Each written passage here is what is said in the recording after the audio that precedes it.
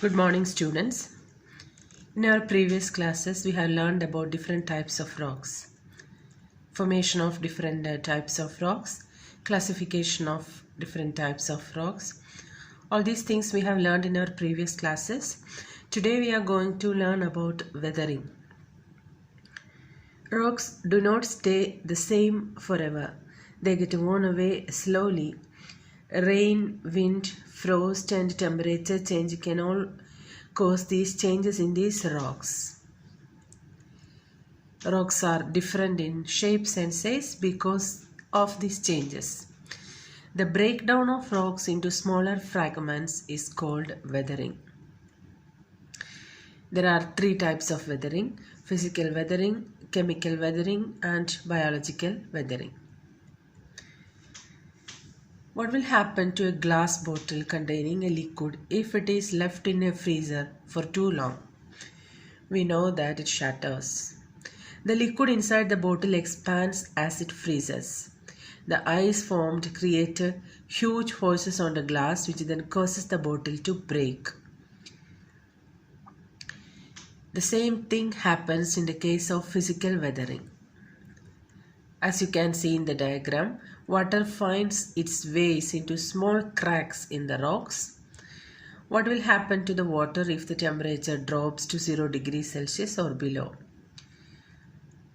At night time, when the temperature drops to 0 degrees Celsius, the water in the crack freezes, forming ice. The water expands as it freezes, creating huge force on the surrounding areas of the rocks. These forces make the crack in the rock get bigger. During the day, when the temperature warms up again, at night time this water freezes again. This cycle is repeated over and over again. The huge forces created causes more cracks to appear in the rock. Finally, a piece of rock breaks away completely. This is a type of physical weathering. This is by the expansion of the rock as water get inside the rock and this become ice during low temperature and it exerts a force on this rock. Another cause of physical weathering is during the daytime the sun heats up the surface of the rock, causing the rock to expand. During the night, the rocks cool down and contracts.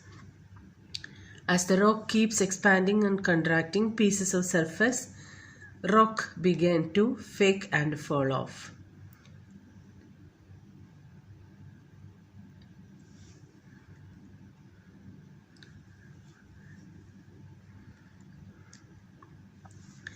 The second one, biotic weathering or biological weathering.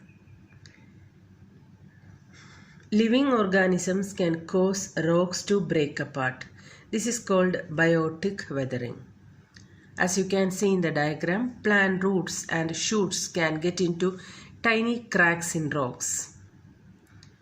These all are examples for biotic weathering. You can see a big tree.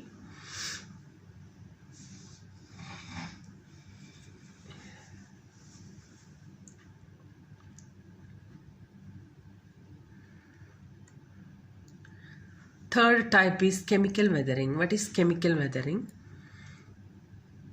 Rainwater is naturally acidic because carbon dioxide in the air reacts with the rainwater to form carbonic acid. This type of acid rain is weakly acidic and reacts slowly with minerals in rock. The burning of fossil fuels produces oxides of sulfur and nitrogen, which makes rainwater more acidic. This type of acid rain reacts quickly with minerals and weather rock more rapidly. So these all are examples of chemical weathering.